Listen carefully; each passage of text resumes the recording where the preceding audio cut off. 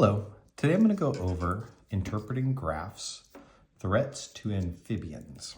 So we've been talking about amphibians and how they are going extinct at a very alarming rate and becoming endangered at a very alarming rate.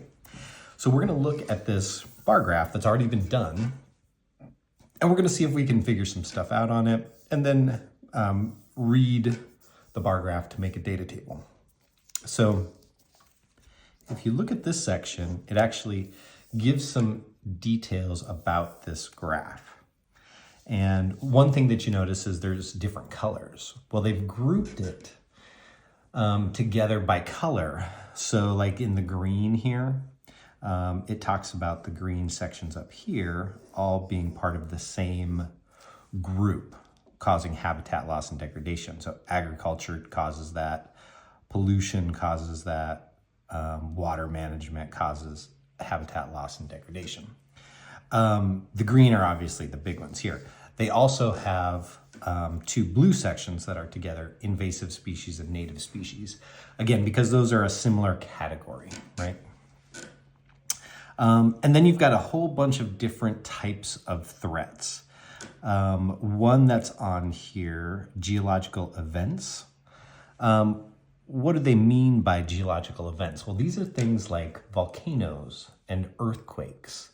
So things that are events that are caused by plate tectonics. They also talk about the gray sections, like here and here. These are areas that will threaten amphibians going into the future, but not necessarily right now. So for climate change effects, right? This is how many species are threatened by climate change right now. But going into the future, it's going to be more species. So that's an anticipated increase going into the future. And climate change, we've talked quite a bit about climate change and what that means. Things like increasing temperature of the atmosphere, increasing temperature of the oceans, ocean acidification, there's all kinds of things that are related to climate change. All right, so you answer those questions down here based on the graph. And then on this side, we've got a data table. This data table matches the bar graph. And so normally we take a data table and we graph it. We're doing the opposite here. We're taking the graph and we're gonna put in what we're reading from the data table. So agriculture is the first one, number of species. Well, here's my agriculture, and it ends right there. So the number of species, I'm going to come all the way down to right about here.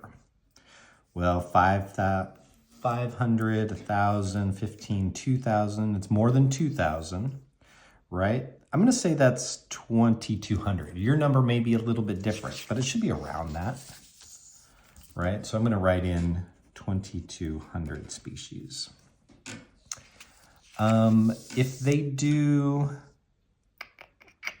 If there is one here where you're trying to put in the number of species and it has a gray section, let's use the furthest one, even though that's going to be in the future. Let's go ahead and put the furthest one. So for like climate change effects, I'm going to go down there. That's closer to 1,000. So maybe this is 850. So for climate change effects, I'm going to put 850. All right, so you're reading this, writing it up on the data table, and I think that's it. Let me know if you have any questions. Thank you.